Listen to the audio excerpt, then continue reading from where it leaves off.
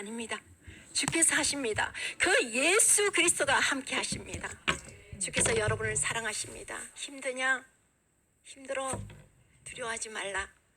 담대하라 그러십니다. 내가 외면하고 뒷걸음질 쳤지만 다시 주님께서 나를 이끌어 오십니다. 주님, 저는 아니에요. 나는 사명과 상관없어요. 왜 하필 나예요? 저는 세상에서 할 것이 너무나 많아요. 나는 세상에서 할 것이 너무나 많은데 왜 하필 나냐고. 여러분, 뒤돌아가 볼 때 뒤돌아갈 것이 없습니다. 우리는 세상 사람과 완전히 단절되어 있습니다.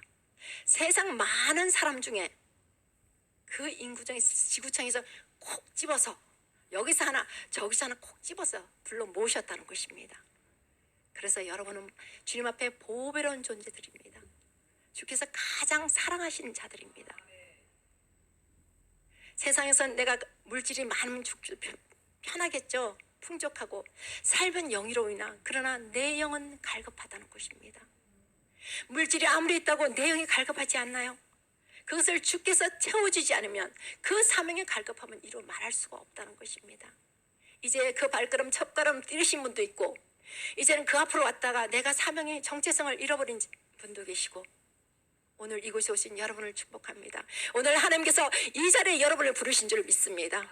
오늘부터 다시 사명으로 다시 일어서시길 축원드립니다. 오늘 본문에서 사도 바울은 로마 감옥에 갇혀서 이제는 자신의 마지막 날이 자신의 죽음이 얼마 남지 않음을 직감하고 믿음으로 낳은 아들 디모데를 편지를 썼습니다. 이제 사명의 길을 달려왔습니다. 모진 풍파를 휩쓸리며 달려왔습니다. 이제 다른 뒤안길을 오늘 사도 바울이 여러분과 함께 뒤를 돌아버립니다. 우리도 50평생 60평생 이렇게 살아오다 보면 이제 뒤를 돌아봅니다. 내가 이만큼 달렸는데 언제 내 나이가 이만큼 먹었지? 내가 언제 이 나이가 되었지? 내가 어떻게 할머니가 되었지? 나는 아직 젊은 청년 같은데 나는 에너지가 넘치는데 왜 그렇지? 그러면서 그 여정은 어떻게 보면 후회의 여정도 있습니다. 나는 내가 하고 싶은 삶을 살지 못했어.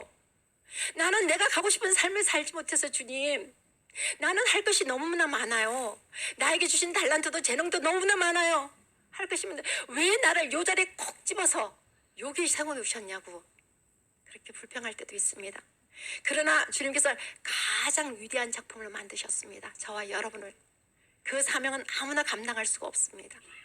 오직 주님께서 주님의 마음이 합한 자만 그 사명을 감당할 수 있는 줄 믿습니다. 그래서 사도 바울이 또 그 뒤안길을 바라보았습니다. 자신의 유일하게 믿고 가장 사랑하는 그 믿음의 제자, 믿음의 아들 디모데에게 편지를 썼습니다. 영적인 디모데에게 내가 죽기 전에 너를 한번 만나보고 싶다. 마지막으로 너를 보고 가고 싶다고 간청을 합니다. 사도 바울은 이제 예수 그리스도의 살아온 인생의 뒤안길을 회상하며 이후로 이제 자신을 위해 산 소망이신 예수 그리스도께서 자신을 위하여 의의 면류관이 예비되었음을 고백합니다. 이 예비 면류관이 바로 저와 여러분의 것입니다. 아멘. 그리고 바울은 그 믿음의 아들 디모데에게 마지막으로 권면합니다. 그리고 오늘 이 디모데에게 보낸 편지가 바로 오늘을 살아가며 오늘의 사명의 향해 달려가는 저와 여러분에게 보내시는 하나님의 메시지인 줄 믿으시기 바랍니다. 그런 이 말씀으로 하나님께서 우리에게 주시는 명령이 무엇인지 알아보겠습니다. 오늘 하나님께서는 우리에게 엄히 명령하십니다. 믿음의 선한 싸움을 싸우고 달려가라. 아멘. 그러면 우리가 믿음의 선한 싸움을 싸워가고 달려가면 어떻게 해야 될까요? 첫째로 너는 항상 인내하며 말씀을 전파라 하십니다. 아멘. 저와 여러분은 부르시는 목적은 무엇일까요? 내 뜻대로 내 일을 하라고요? 아닙니다. 하나님의 말씀을 선포하라고 부르신 것입니다. 그것이 복음이고 그것이 사명인 줄 믿으시기 바랍니다. 주의 종은 다른 무엇도 아닙니다. 오직 언사요, 언사 좋습니다. 언사는 무엇의 보조입니까? 바로 말씀의 선포의 보조인 줄 믿으시기 바랍니다. 예수님께서 왜 기적과 이적을 행하셨습니까? 그 말씀을 하나님 나라 복음을 선포하기 위해서 그 말씀을 선포하기 위해서 은사가 임했던 줄 믿으시기 바랍니다. 오늘 너는 항상 인내하며 말씀을 전파하라 했습니다. 어떻게 전파라고요? 인내하라는 것입니다. 지금 당장 내 눈앞에 열매가 없고 사람들이 저 사람이 목사야? 사람들은 어떻게 자기네 관점에서 조롱할까? 아이고 성도도 하나도 없는데. 그것이 중요하지가 않다는 것입니다. 하나님이 누굴 세운 거야? 첫째로 그 주의 종을 가장 존귀한 자로, 가장 위대한 그릇으로 만드신 줄 믿으시기 바랍니다. 오늘 사도 바울은 믿음의 아들 디모데에게 엄히 명령하고 있습니다. 오늘 본문 4장 1절로 2절입니다. 다 같이 합독하시겠습니다. 하나님의 앞과 살아있는 자와 죽은 자를 심판하실 그리스도 예수 앞에서 그가 나타나실 것과 그의 나라를 두고 엄히 명하노니 아멘 할렐루야. 심판하실 그리스도 앞에서라는 것입니다. 두렵죠? 우리 심판주가 계시다는 것입니다. 그가 그리스도 앞에서 그가 나타나실 것, 그의 나라를 두고 엄히 명하노니, 그의 나라를 두고 엄히 명한다는 것입니다. 그 다음 2절 띄워주세요. 다 같이요. 너는 말씀을 전파하라. 때를 어떤지 못 어떤지 항상 힘쓰라. 범세 오래 참음과 가르침으로 경책하며 경계하며 권하라. 아멘. 그가 나타나실 것과 그의 나라를 두고 엄히 명하노니, 여기서 명하노니 이는 원어로 디아르마라 디로마이입니다.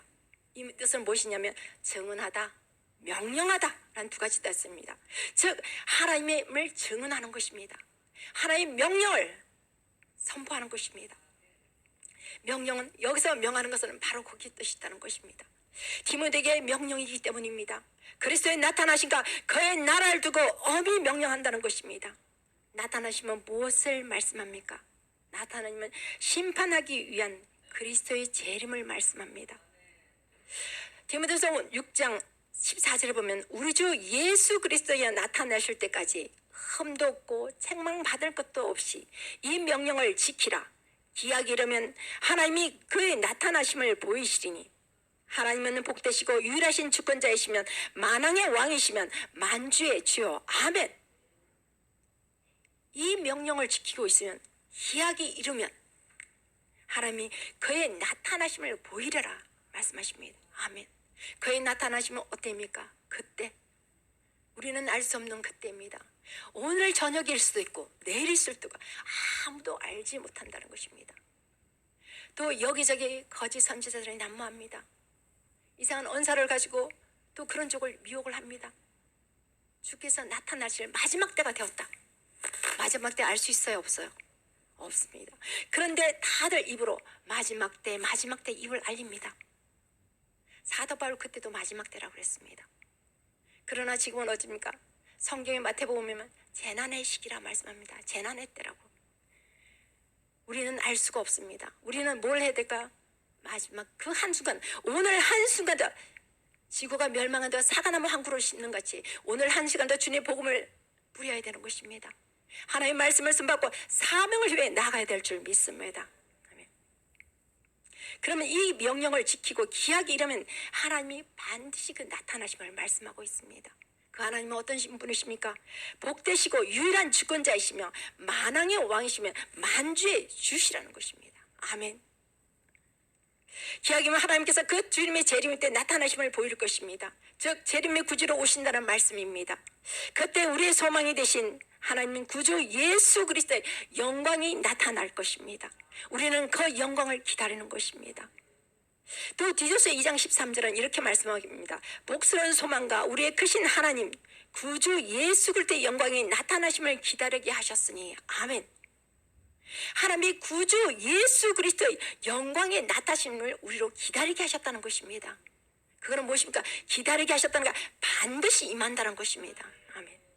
그의 나라는 그리스도께서 지배하시며 통치하시는 나라로서 그리스도인의 바로 유업인 것입니다. 여러분은 왕의 유업을 받았습니다. 그냥 유업도 아닙니다. 만왕의 왕이요 만주의 주의 유업을 받으셨다는 것입니다. 여러분 굉장히 위대한 자들입니다. 굉장히 귀하고 보배스러운 자들인 것입니다.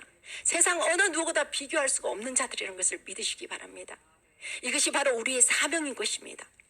오늘 마태복음 23장 34절에 말씀합니다. 하나님께서 그 유업에 대해서 말씀합니다. 그 유업을 받으라고 말씀합니다. 그때 임금이 그 오른편에 있는 자들에게 복을 받은 자들이여 나와 창세로부터 너희를 위하여 예비된 나라를 상속받으라. 아멘. 할렐루야. 할렐루야이십니까? 네.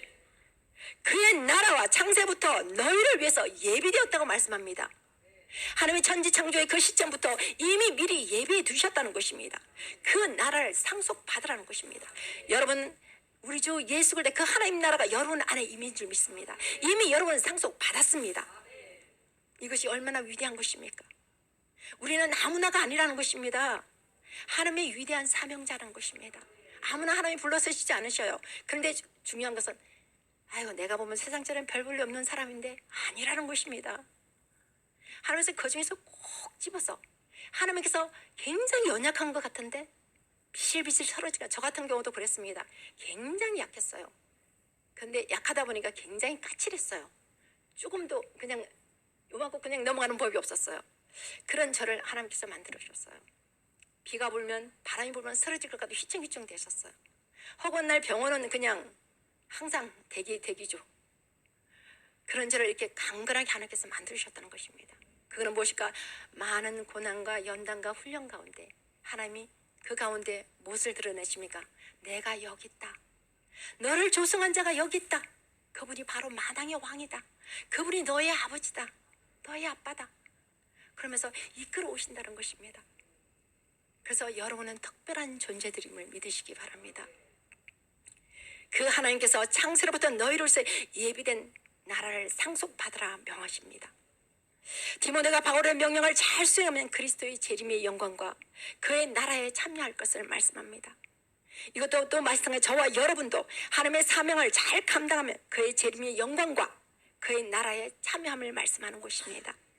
즉 예수 그리스도의 복음을 그 말씀을 잘 수행하면 그리스도의 재림과 영광과 그의 나라에 참여할 것이다. 이 말씀은 저와 여러분이 하나님 명령이신 그의 아들의 나라 예수 그리스도의 복음을 선포하고 그의 나라에 임할 수 있도록 예수 그리스도의 복음을 전하고 하나님 나라를 선포하는 것입니다. 여러분 가는 것보다 하나님 나라를 선포하십시오. 이미 그 하나님 나라가 어디서부터 선포해야 되는 것이면 바로 내 안에서부터 선포가 되어야 되는 것입니다.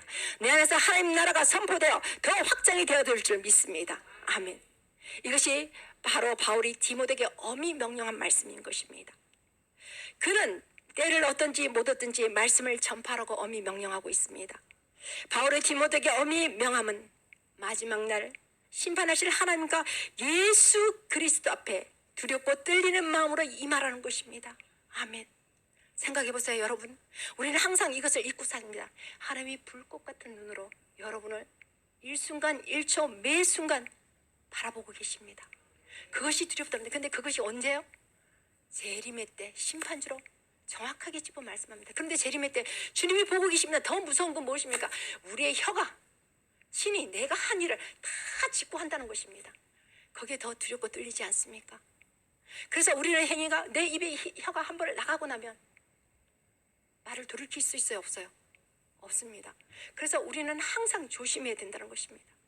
내 행동도 조심해야 되고 항상 어디를 비춰야가 하나님 말씀에 비춰봐야 된다는 것입니다. 주님께서 나에게 내 모습을 기뻐하실까? 내 모습이 어떨까? 그것을 보라는 것입니다. 그래서 우리는 하나님 앞에 예수 그리스도에 두렵고 떨리는 마음으로 임해야 될 줄 믿습니다. 그래서 우리는 사명을 가볍게 여길 수가 없다는 것입니다. 마지막 날에 주께서 재림의 구주로 심판하실 주로 임하실 것을 상기시켜주고 있습니다. 주께서는 마지막 때 심판의 구주로 임하실 것입니다. 그러면 심판 때가 언제일까요? 데살로니가 전서는 정확하게 말씀하고 있습니다. 데살로니가서 4장 15절에서 17절까지 말씀 좀 띄워주세요, 사모님.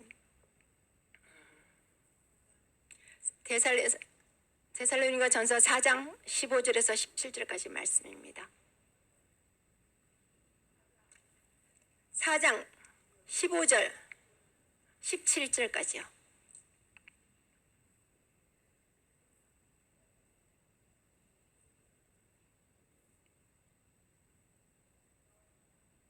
다 같이 합독하겠습니다.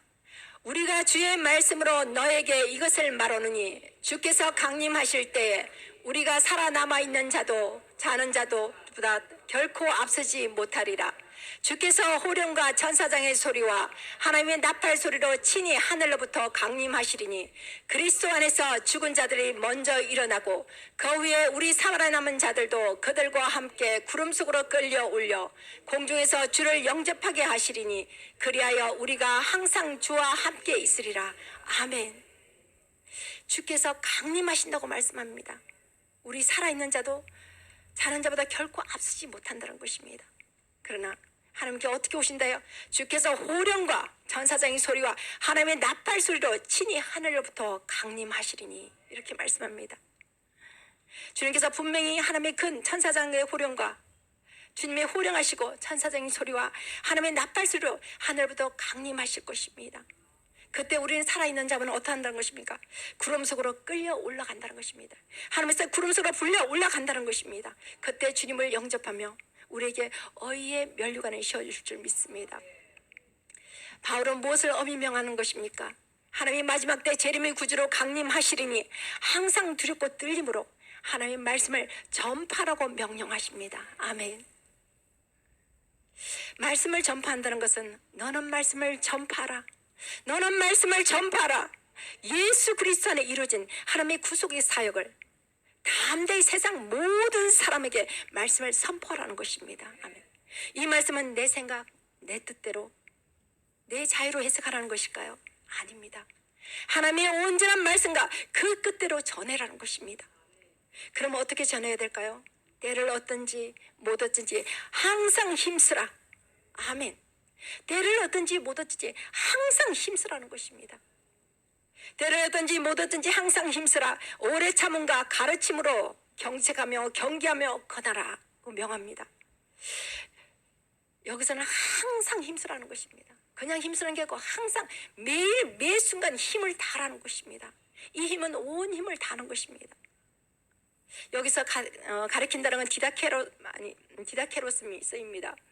여기서 제일 중요한 것은 오래 참는 것입니다. 오래 참는 것은 내 안에 지금 열매가 없다 할지라도 그냥 묵묵히 나가는 것입니다. 이 오래 참는 오늘은 마크로 디미아입니다. 이 뜻은 뭐입니까? 의미는 오래 참음, 그리고 오래 견딤입니다. 그리고 확고부동, 목적을 도달할 때까지를 의미합니다. 제가 오래 참는데 어떻게 참을? 견디라는 것입니다. 견디는 건 얼마나 힘들어. 너무나 힘들죠. 고난을 견디는 건 너무나 힘들잖아요. 그죠? 고난이란 말로 나오면 저와 뒤로 도망가고 싶은데, 그죠 여러분들? 저와 여러분 다 마찬가지일 것입니다. 그 고난이란 그 말만 들어도 싫어요. 진짜 진절로 말하기 싫지만 그 고난 뒤에 상급이 있다는 것입니다. 오래 참은, 오래 건너는 확고부동하고 있으니까 이 자리에 움직이지 않는 것입니다. 군인이 어떻습니까? 그 자리에 총을 들고 그 자리에 부동 자세로 가만 서 있지 않습니까? 그 자세와 똑같이 그 열매의 목적에 도달할 때까지 그 자세로 그 사명을 해서 나간다는 것입니다. 확고부동 목적을 도달할 때까지입니다. 그리고 경책하며 경계하며, 즉 경책은 무엇입니까? 책망을 한다는 것입니다. 이거는 무엇을 책망하는 것입니까? 하나님의 진리에 떠나 있는 자, 바른 올바른 하나님의 진리에 벗어나 있는 자들, 그들을 책망합니다. 하나님의 구원의 예정자들을 책망하는 것입니다. 그들이 뭐가 잘못돼서 왜 예수 그리스도를 믿어야 되고 하나님의 자녀로 살아가야 되는지를 분명하게 전해야 된다는 것입니다. 그들을 깨닫지 못하는 건 책망을 하라는 거죠. 책망을 했으라도 사도 바울은 그들을 깨우치라는 것입니다. 경계하며, 즉 그들의 잘못을 즉 죄를 회개하도록 책망하고 왜 죄인들이 정하고 경고하라는 것입니다. 제가 죄인 줄도 모르고 살아가는 사람들이 너무나 많습니다. 오늘날 청소년들, 청년들 더더욱 그럽니다. 무엇이 죄인지 무엇이 잘못된지 오늘 사람들은 다 혼미해져 있습니다. 그래서 그 죄가 무엇인지 정확하게 밝혀주라는 것입니다. 그리고 그 죄를 해결할 수 있도록 하나님 앞으로 이끌어오라는 것입니다. 근데 그것을 언제까지 해야 됩니까? 그들의 죄를 회개하고 구원에 이르는 그날까지입니다. 아멘. 바로 이것이 저와 여러분의 상급입니다. 그들을 향한 오래 참음은 하나님께서 우리를 향해, 저와 여러분을 향해 오래 참으시고 기다리신 같이 우리도 성령의 열매를 맺는 그날까지, 그 마지막 날까지인 것입니다. 아멘. 우리도 그 마지막 날까지 열심히 믿음으로 선한 싸움을 싸우고 달려가는 저와 여러분이 되시기를 축원합니다. 그날까지 인내하며 승리하며 하나님의 말씀을 선포하고 복음을 전가하는 것입니다. 그날까지 사명을 향해 달려가는 것입니다. 사명의 호요를 탑승하셨으니 내릴 수가 없습니다. 저 끝자리에 앉아서 노를 안 젓고 가만히 있으면 표류하게 되겠죠. 파도가 오면 또 부서지고, 그러나 그 뗏목을 잡고 하나님께서는 그 생명은 놓지를 않으십니다. 다시 이끌어 건져 오셨습니다.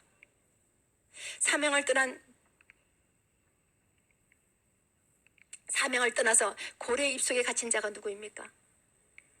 그렇죠. 그가 하나님의 사명을 외면하고 주님을 숨어서 도망가야 했는데 어떻게 됐습니까? 파도의 풍랑 속에 빠뜨렸습니다. 그런데 하나님께서 죽이셨습니까? 안 죽이셨죠. 다시 고래의 입속에서 3일 동안 깜깜하게 있다가 다시 토해내셨습니다. 다시 사명으로 이끌어 간다는 것입니다. 우리는 요나를 그냥 한순간 스토리로만 알아서는 안 되는 것입니다. 거기서 자세히 보세요. 예수 그리스도의 부활도 있지만 우리의 사명을 왜 길로 간다고 하면 하나님께서 어떻게 하시는지 결국은 그 길로 다시 이렇게 오신다는 것입니다. 근데 그 사명을 이루시는 분이 누구십니까? 저와 여러분이 아니십니다. 주의 성령께서 하시는 줄 믿으시기 바랍니다.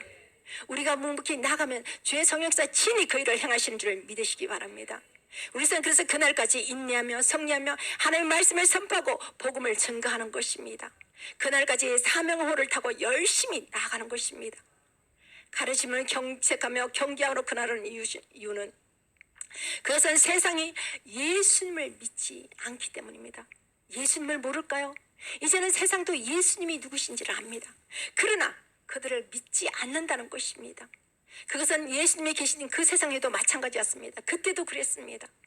그래서 요한복음 16장 8절에 9절에 말씀합니다. 그가 와서 죄에 대하여 의에 대하여 심판에 대하여 세상을 책망하시리라. 아멘. 세상을 책망하신다는 것입니다. 무엇을? 예수 그리스도를 알지 못하기 때문에 책망을 받는다는 것입니다.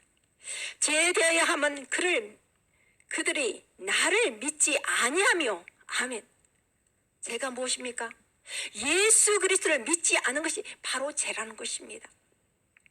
그래서 우리는 이것을 알려야 되는 것입니다. 이것을 선포하는 것입니다. 그 하나님 나라를 선포하는 것입니다. 그런데 왜 사도 바울은 거기에 오직 엄히 명한다고 그럴까요? 세상이 이러하기 때문인 겁니다. 디모데후서 4장 3절에서 4절에 말씀합니다. 내가 이르르니 사람이 바른 교훈을 받지 아니하며 귀가 가려워져서 자기 사욕을 따르면 스승을 많이 두고 또 그 길을 진리에서 돌이켜 허탄한 이야기를 따르리라. 아멘. 때가 이렇다는 것입니다. 세상은 지금 어떻게 합니까? 혼미하고 풍랑 가운데 있습니다. 그런데 사람들은 바른 교훈을, 바른 진리를 받지 않는다는 것입니다. 왜요? 그들의 귀가 가려졌습니다. 세상의 미디어 문화가 난무합니다.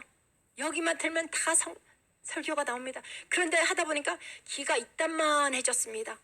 그런데 그들이 듣고자 하는 것만 듣고자 한다는 것입니다. 근데 그들을 듣고 하는데 말씀의 진리로 올바로 받는 게 아니고 그들 스스로 잣대로 판단하고 징계하고 있다는 것입니다. 판단은 누가 하십니까? 판단한 자는 하나님이 하시는 것입니다. 여러분이 판단하고 정죄하는 거 여러분이 하나님의 자리에 서 있는 것입니다. 우리는 무엇을 해야 될까요? 우리의 사명자단 주님 앞에 무릎 꿇고 기도해야 될 줄 믿습니다. 그것이 바로 저와 여러분의 사명인 것입니다. 여러분이 누구를 책망합니까? 우리가 누구를 책망하고 누구를 판단하고 누구를 심판할 수 있습니까? 아무도 심판할 수 없습니다. 우리는 그들의 올바른 길을 가지 않는다. 올바른 진리 안에 거하지 않을 때는 그들을 위해서 기도하는 기도의 용사들이 되시길 축원드립니다.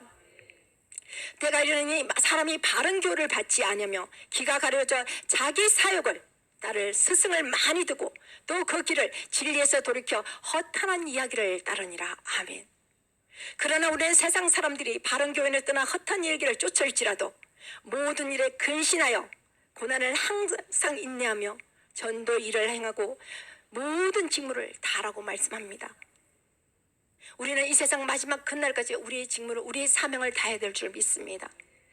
우리는 하나님이 그리스도 예수 안에서 부어주신 그 사명을 마지막 그날까지 인내하며 말씀을 선포하고 주의 복음을 선포하고 나가는 저와 여러분이 되시길 축원드립니다.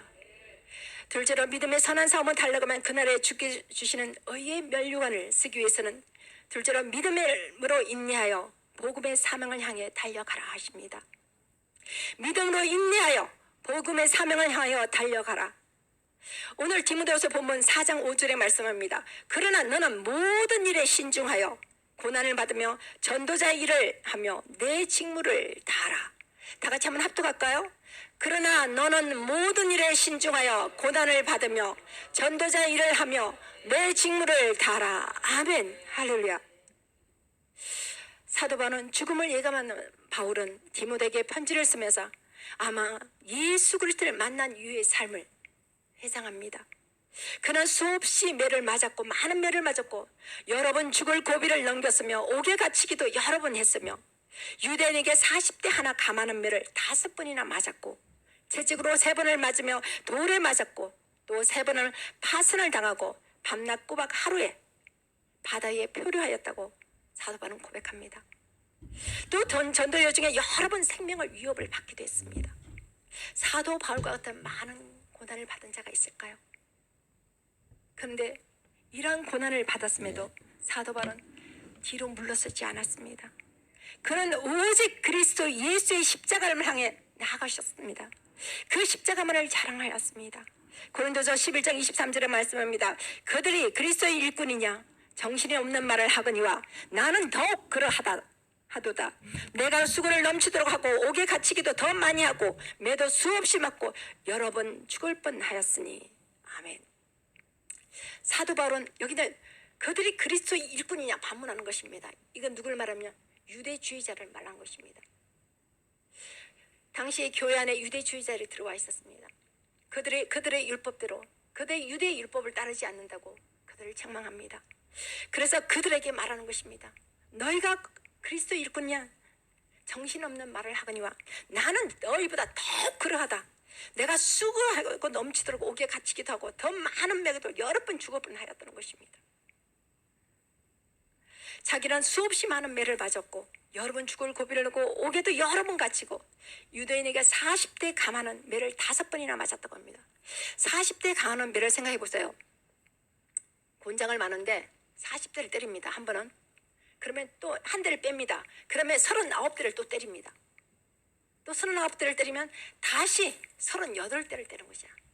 하나하나 줄여가면서 때린다는 걸 생각해 보세요. 그러면 사람 몸이 어떻게 될까요? 살기도 힘들겠죠. 그 정도의 그런 고난을 받았다고 말하는 것입니다. 38번, 37번, 36번. 그럼 몇 번 매를 맞은 것입니까? 40번을 매를 맞았다는 것입니다. 그런 매를 5번을 맞았다 생각해 보세요. 그러면 몇 번 맞은 겁니까? 생각하기도 싫습니다. 그런데 그는 뒤로 물러지 않지 않습니까? 뭐 때문이에요? 내가 만난 그 예수 그리스도가 가장 고귀하고 그분이 진리 되심을 알았기 때문입니다. 그 성령을 만났기 때문입니다. 예수 그리스도에 살아있을 때 예수님이 죽고 나서 많은 핍박을 당겼습니다. 그런 어떻게 보면 굉장히 열심인 자였죠. 유대에. 그런 자기로서는 자기의 직무에 유대주의라서는 최선을 다했습니다. 근데 그게 자기가 그렇게 열심히 달려왔던 모든 것이 다 헛것이라는 것을 알았기 때문입니다. 그래서 사도 바울은 예수 그리스도에 지나온 인생의 여정을 오늘 지금 뒤돌아보고 있습니다. 그는 오직 예수 그리스도를 향한 사랑으로 그 십자가의 복음만을 자랑하기 위해서 모든 것을 배설물로 버리고 자신의 약함을 자랑하며 복음의 상을 향하여 달려가면서 그 수많은 고난과 연난 가운데 자신의 몸에 예수의 흔적을 지녔다고 고백하는 것입니다. 갈라디아서 6장 17절입니다. 이후로 누구든지 나를 괴롭게 하지 말라. 내가 내 몸에 예수의 흔적을 지니고 있노라. 아멘. 내가 내 몸에 예수의 흔적을 지니고 있노라. 내가 내 몸에 예수의 흔적을 지니고 있노라고 고백하는 것입니다. 그 예수의 흔적은 바로 저와 여러분 안에도 있는 줄 믿습니다. 이 예수의 흔적은 무엇입니까? 우리가 사명의 호를 타고 예수 그리스도를 보고 달려갈 때 수많은 풍랑이 있습니다. 그 풍랑 가운데 우리에게 그 인장이 찍혔다는 것입니다. 나를 괴롭게 하지 말라. 이것은 오늘 코프레 파라케토입니다. 이거는 무엇이냐면 그냥 육적인 고통이 아닙니다. 내면적인 고통입니다. 육적인 것보다 더 괴로운 게 무엇일까요? 내면적인 고통입니다. 내적 고통은 몸부림을 칩니다. 어떻게 표현할 수가 없어서 어떻게 보면 뒹구기를 합니다. 울기도 애통하기도 합니다. 어떤 분은 너무 고통이 심하면 울지도 못합니다. 정신이 멍한 상태로 있다는 것입니다. 어떻게 할 수가 없습니다. 주님 어떻게 해요? 내 몸으로 내 힘으로 어떻게 할 수가 없어요. 주님 도와줘요. 살려주세요. 그러다가 스스로 생명을 끊어놓기도 합니다. 이 내적은 이루 말할 수가 없습니다. 여기서 콧볼에 파랗게 뜨는 바로 그 고통스러운 내적의 고통을 말하는 것입니다. 바울은 괴로움과 슬픔의 갈라디아 성도들이 유대주의자의 비옥된 것을 지켜봤을 때 이런 고통이 있었다는 것입니다. 사명이 얼마나 불탔으면 그들에서 내적 내 창자가 끊어지듯까지 그들을 위해서 아파하였을까요? 성도들이 미혹되는 것을 사도 바울은 그렇게 애통했다는 것입니다. 여러분, 미혹된 성도를 보고 우리는 책망하고 비난하고 있지 않습니까? 그들에서 아파해서 그들을 위해서 기도한 적이 있으시는지요? 우리는 그들을 위해서 기도해야 될 줄 믿습니다. 바울과의 괴로움과 슬픔은 자기를 위한 괴로움과 슬픔이 아니었습니다. 성도들이 미혹돼서 떠나가는 것이었습니다. 그 안타까움이었다는 것입니다. 성도들이 미혹되는 것은 바른 교훈을 받지 아니하여 진리를 돌이켜 허탄한 이야기를 다루는 것입니다. 예수 그리스도의 복음을 왜곡하는 거짓 선지자들에게 미혹됐다는 것입니다. 유대주의 사상에 미혹된 자들, 하나님의 진리에 떠나 바른 교훈을 받지 아니하고 귀가 가려진다는 것입니다. 귀는 당나귀만큼 커졌습니다. 그런데 귀가 닫혔다는 것입니다. 바른 진리로 듣지 않는다는 것입니다. 오늘 이 세상이 그렇습니다. 오늘 세상 사람들은 귀가 가려져 있습니다. 귀는 이미 큰 외적 귀는 열려 있는데 그 내적 귀는 닫혀 있다는 것입니다. 그래서 귀가 가려져 있는 것입니다. 당시도 주님은 그래서 귀 있는 자들은 들을지어다, 귀 있는 자는 들을지어다고 선포하셨던 것입니다. 명령하셨던 것입니다. 귀가 없어서 귀 있는 자는 들으라 그러셨을까요? 귀가 있지만 그 말을 듣지를 못한다는 것입니다. 그 진리의 말씀을 듣지를 못한다는 것입니다. 주님을 떠난 자들을 보고 안타까워하며 그들에게 내가 예수의 흔적을 가졌다고 고백하는 것입니다. 내가 예수의 흔적을 가졌어, 내가 예수의 흔적을 가졌어, 나를 괴롭게 하지 말라는 것입니다. 예수의 흔적은 오늘은 스티그마입니다. 스티그마타인데 영어로는 스티그마, 즉 낙인입니다. 우리 보면 도축장에 보면 돼지들에게 도장을 탁 파란 도장 찍혀서 나오잖아요. 그거랑 똑같은 것입니다. 오명이 씌워진 것입니다. 즉 주인이 당시에는 주인이 노예들에게 도장 인정을, 이것은 내 것이라고 딱 찍는 것입니다. 이것은 무엇일까요? 예수 그리스도의 종으로 여러분이 딱 찍혔다는 것입니다. 어디에도 돌이킬 수가 없다는 것입니다. 바울이 소유하는 예수의 흔적을 복음을 전파하는 것에 예수 그리스도 이름을 말미암아 얻게 된 수많은 고난의 흔적의 직인인 것입니다. 즉 십자가의 직인인 것입니다. 예수님의 고난에 동참으로서 얻은 바로 증거의 위대한 증거의 표시라는 것을 믿으시기 바랍니다. 여러분, 주님의 것으로 이미 인장이 찍힌 자들인 것입니다. 사도 바울은 디모데에게 전도자로서 그 직무의 사명을 다할 것을 권면하며 이제 자신이 하나님 앞에 재물과 같이 들어졌으므로 이제 내가 이 세상을 떠날 시간이 가까웠다고 말합니다. 오늘 디모데서 본문 4장 6절에 말씀합니다. 전제와 같이 내가 벌써 부어지고 나의 떠나갈 시간이 가까워 왔도다. 아멘. 사도 바울은 자신의 임박한 죽음에 대해서 충분히 알고 있었습니다. 마치 예수님께서 십자가에서 다 이뤘다고 말씀하시고 운명하신 것처럼 말씀입니다. 바울은 자신을 전제와 부음이 되고 떠날 기약이 가까웠다 하면서 순교된 자신의 신앙 고백을 합니다. 특별히 이제 바울은 인생의 마지막을 준비하는 두 가지를 설명하고 있습니다. 하나는 하나님께 드리는 제사의 용으로서 전제와 같이 벌써 내가 부음이 되리라고 말합니다. 전제가 무엇일까요? 전제란 구약 성경에 보면 레위기와 민수기에 이스라엘 제사장들이 매일 2번 하나님 앞에 제사를 드립니다. 해가 뜰 때 한 번, 또 해가 질 때 어린 순양, 흠없는 어린 순양을 잡아서 드리는데 이것을 화제라고 합니다. 이것을 상번제라고 합니다. 하루에 2번 드리는 제사입니다. 그때 제물에 사용된 순양에 포도주를 부어서 드리는데 이것을 관제, 즉 전제라고 말하는 것입니다. 신약 성경의 전제란 말은 딱 2번 나옵니다. 오늘 빌립보서 2장 17절과 오늘 본문입니다. 빌립보서 2장 17절에는 이렇게 말씀하고 있습니다. 만일 너희 믿음의 제물과 섬김 후에 내가 나를 전제로 드릴지라도 나는 기뻐하고 너희 무리와 함께 기뻐하리니. 이제 내가 여러분의 믿음의 제사와 예배에 내 피를 붓는 일이 있을지라도 나는 기뻐하고 여러분과 함께 기뻐할 것입니다. 내가 하나님께 제사를 드리고 내 육신을 하나님께 온전히 드린다도, 내 피를 흘린다도 나는 오히려 여러분의 믿음을 위해서 오히려 기뻐한다는 것입니다. 바울은 마지막까지 모든 사명을 위해서 달려갔습니다. 마지막까지 자기 생명조차도 아까워하지 않았습니다. 생명조차도 주님 앞에 온전히 내어드렸던 것입니다. 그리고 그것을 오히려 기뻐한다고 말씀하는 것입니다. 바울은 빌립보 교회 성도들에게 믿음의 제물과 봉사에 포도주를 붓듯이 자신의 전제로 드릴지라도 빌립보 성도들과 함께 기뻐한다고 고백하는 것입니다. 자신을 하나님께 전제로 드린다는 바울입니다. 여기서는 바울이 자신을 전제로 드리겠다는 고백은 미래에 있을 것을 가정한 것입니다. 그러나 오늘 본문에서는 현재에 임한 것입니다. 전제와 같이 벌써 내가 부험이 되고 라고 고백하고 있습니다. 사도분은 자신을 전제로 드릴 짐을 말할 때 우리 하나님 앞에 전제로 드리신 분이 계십니다. 우리를 위해서 전제를 드리신 분이 누구십니까? 감사합니다. 전제가 드리신 분이 누구지 하고 고민하신 분이 굉장히 많으시거든요. 그런데 바로 예수 그리스도이십니다. 그분은 바로 나를 위하여 십자가에 고난당하시고 나를 위해서 피 흘려 죽으신 것입니다. 그분이 바로 예수 그리스도이십니다.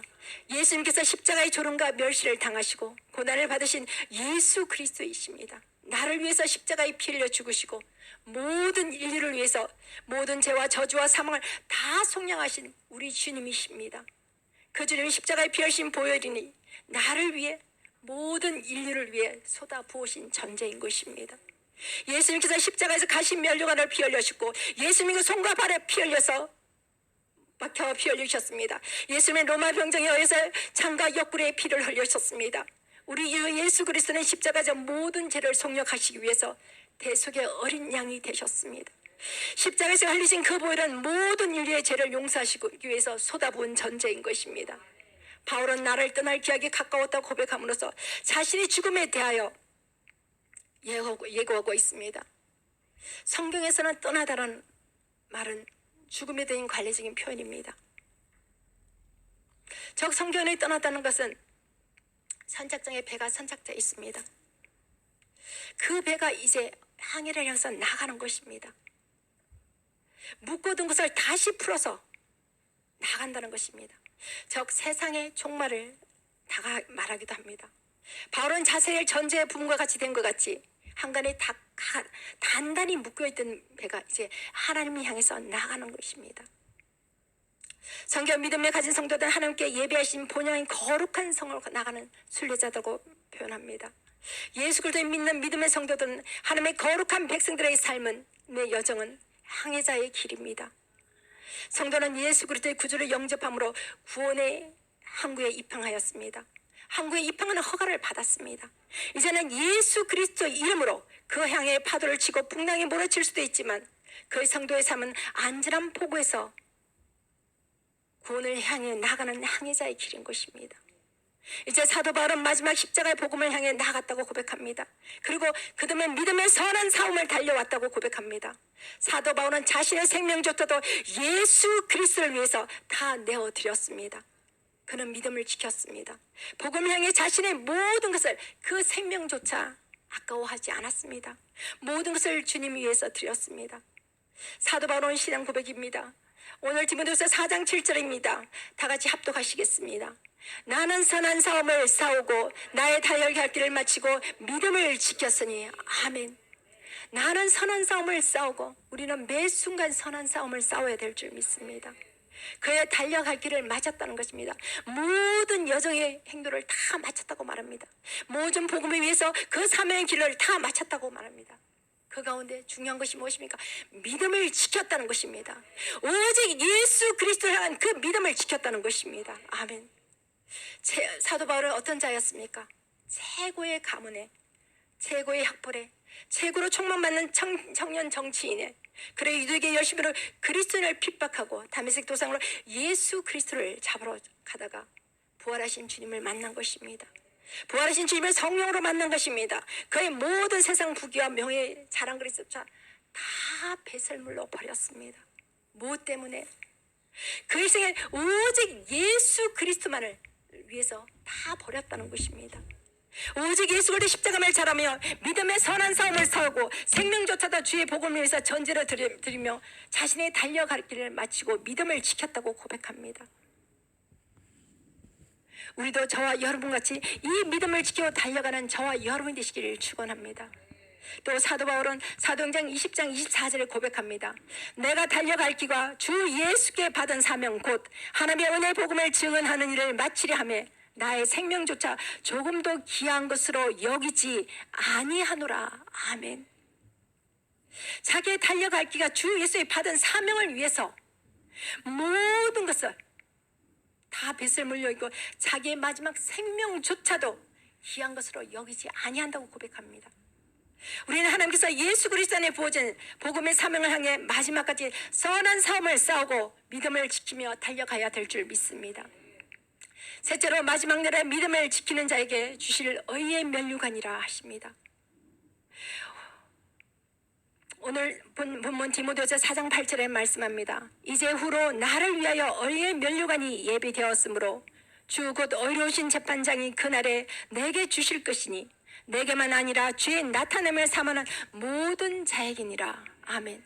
다시 또 합독을 한번 할까요? 이제 후로는 나를 위하여 의의 면류관이 예비되었으므로 주 곧 의로우신 재판장이 그날에 내게 주실 것이며 내게만 아니라 주의 나타나심을 사모하는 모든 자에게 도느니라. 아멘. 누구에게 주신다고요? 예. 근데 나에게 중요한 거, 사도 바울이 나에게, 디모데가 나에게 주면 여러분도 바로 본이라는 것입니다. 1인칭인 것입니다. 나에게 주실 것이라는 것입니다. 주를 사모하는 모든 자에게 주시지만 특히 나에게, 그게 가장 중요한 것입니다. 또 디모데후서 6장 20절에는 이렇게 말씀하고 있습니다. 디모데야, 사도 바울이 디모데에게 부탁하는 것입니다. 디모데야, 내게 부탁하는 것이 지키고 거짓이 때 일컫는 지식을 망령되고 허한 말과 변론을 피하라. 고 권면하고 있습니다. 사람들과 거짓된 지식으로 논쟁을 하지 말라는 것입니다. 허한 말로 변론을 하지 말라는 것입니다. 변론에서 싸움을 다툼을 일으키지 말라는 것입니다. 세상 사람들은 주의 종을 대적합니다. 변론을 하지 마세요. 그냥 그대로 그냥 한 주기로 듣고 그냥 묵묵히 지나가십니다. 그들은 알지 못하기 때문인 것입니다. 사도 바울은 네가 어떻게 목양을 어떻게 해야 될지 제시를 하면서 변론을 하지 말라고 말씀합니다. 곧 바울이 디모데에게 지키라고 부탁한 것은 바로 복음이었습니다. 믿음을 지켰다는 것은 그 믿음에 흔들리지 않는다는 뜻입니다. 믿음만을 포기지 않고 모든 유혹을 이겨내는 것입니다. 또 전받은 소명과 사명을 끝까지 지키며 달려가는 것입니다. 사도 바울은 하나님께 받은 이방의 사도로 그 예수 그리스도의 복음을 향해 달려가 믿음을 지켰습니다. 바울은 자신의 정체성이 정확했습니다. 바울 서신의 모든 첫 단락에 보면 당신이 어떻게 사도가 된지 정확하게 말합니다. 하나님과 예수 그리스도의 복음을 위하여 사도가 된 바울은 이렇게 말합니다. 항상 자신의 내가 누구다, 나는 누구다, 나는 하나님의 종이다, 하나님의 사도라 정확하게 밝혔다는 것입니다. 그것이 바로 저와 여러분의 정체성인 줄 믿으시기 바랍니다. 하나님께서 주신 사명을 지키는 것에 그런 믿음을 지켰습니다. 그래서 믿는 자에는 무엇이 지켜야 되는 것입니다. 고린도후서 4장 2절에는 맡은 자에게 구할 것은 충성이라고 말씀하고 있습니다. 바울이 자신의 맡은 믿음의 충성을 지켰습니다. 바울의 최후의 인생으로 살 수 있었던 까지는 끝까지 믿음의 선한 싸움을 싸우고 자신의 달려갈 길을 달렸으므로 믿음을 지켰기 때문인 것입니다. 우리가 이 사명을 감당하기 위해서는 우리의 믿음을 지켜야 될 줄 믿습니다. 오늘 본문 4장 8절을 다시 한번 합독하겠습니다. 이후로는 나를 위하여 의의 면류관이 예비되었으므로 주 곧 의로우신 재판장이 그날에 내게 주실 것이니 내게만 아니라 주의 나타나심을 사모하는 모든 자에게니라. 아멘. 우리가 왜 믿음을 싸우고 이 믿음의 선한 싸움은 이 항해를, 그 파도가 풍나지는 항해를 해야 될까요? 마지막에 주님께 주신 이 의의 면류관인 줄 믿으시기 바랍니다.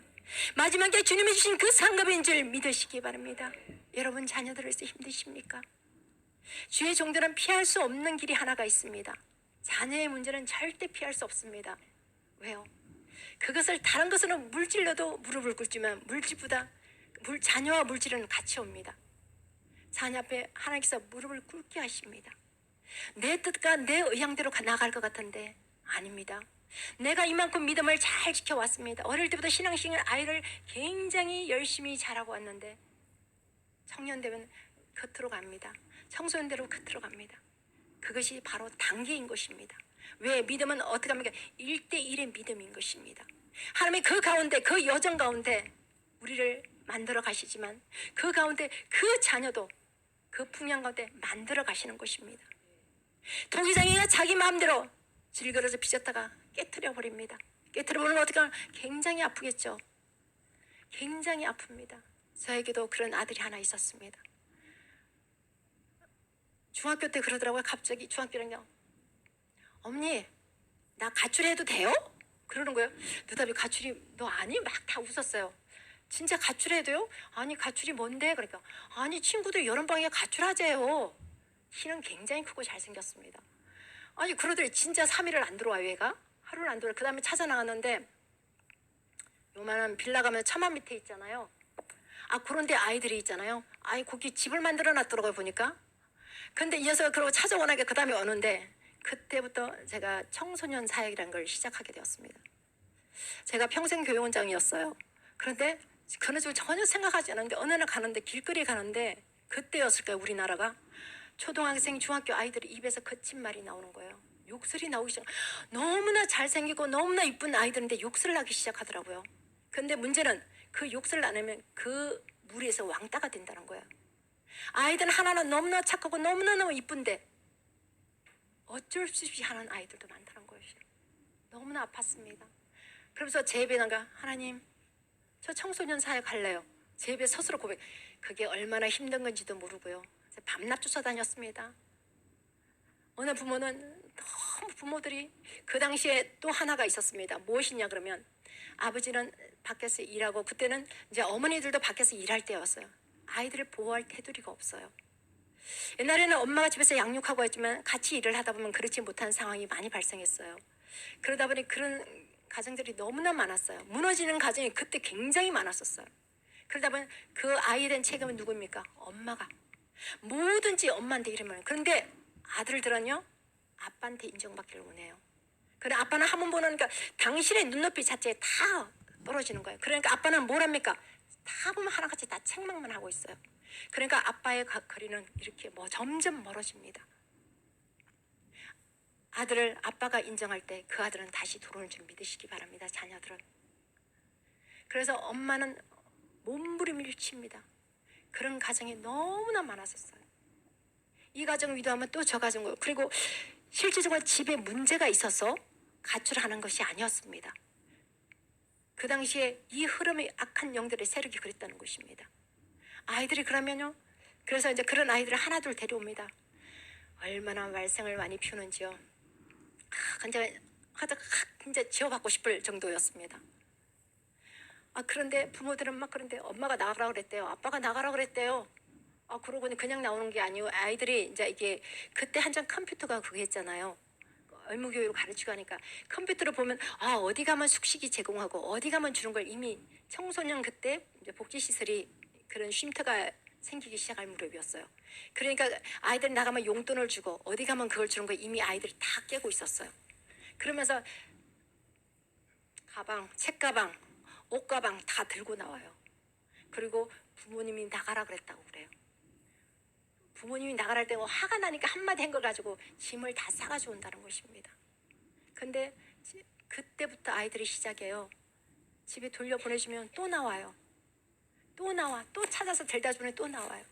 그런 게 반복이라는 것입니다. 그런데 점점 더 세상은 청년들은 그 아이들이 지금 청년 세대들입니다. 그리고 그 다음 세대는 또 어떻게 하십니까? 지금 더 완악해지고 아이들이 병들어 있다는 것입니다. 우리는 그들을 깨워야 될 줄 믿습니다. 자녀 문제, 여러분 하나님 앞에 오십시오.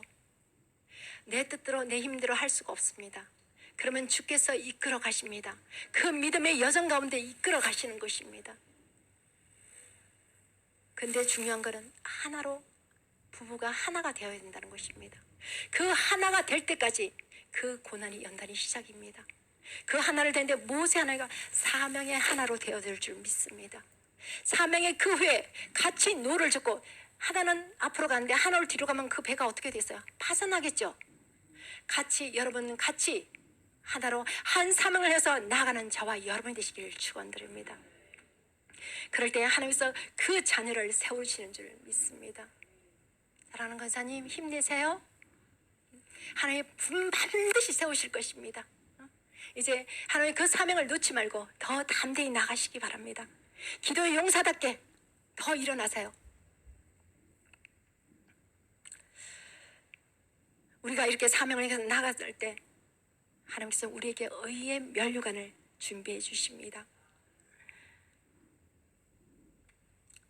바울은 그 의의 면류관 주 곧 의로우신 재판장이 그날에 내게 주실 것이니 내게만 아니라 주의 나타나심을 사모하는 모든 자들에게 주신다고 선언합니다. 선한 싸움을 싸울 때 우리에게 필요한 것은 사랑이라면 이제 믿음을 지키는 것입니다. 믿음이 필요한 것입니다. 믿음의 진리를 지킬 때 의의 면류관이 된 소망을 우리가 갖게 되는 것입니다. 믿음이 예수님의 십자가를 통해 구원으로 인도해 주신다면 의의 면류관은 예수님께서 죽음을 이기시고 부활하신가 또 다시 오셔서 바울에게 주신 것 같이 주님이 재림을 탐하는 모든 자에게 소망으로 주시는 것을 믿으시기 바랍니다. 주 안에서 사랑하는 여러분, 여기까지 승리하셨습니다. 여러분은 위대한 사도 바울과 같이 믿음의 선한 싸움을 싸우고 십자가의 구원의 여정을 달려가 우리 구주 예수 그리스도 앞에 설 때 착하고 충성된 종아 잘했다 칭찬받는 받아 의의 면류관을 받는 저와 여러분이 되시길 축원드립니다. 또 자녀와 가정을 든든히 세우고 이 사회와 대한민국을 세우는 저와 여러분 주님의 사명을 감당하며 주님의 승리의 깃발을 세우는 저와 여러분 되시길 축원드립니다. 감사합니다. 잠깐요. 감사한금 올려드리겠습니다. 하나님 감사합니다. 하나님의 말씀에 감사하여 또 주님의 간절한 기도. 할렐루야. 오늘 함께 영주신 말씀은 디모데전서 1장 12절로 15절의 말씀입니다. 제목으로는 나를 능하신 그리스도 예수의 은혜라 이란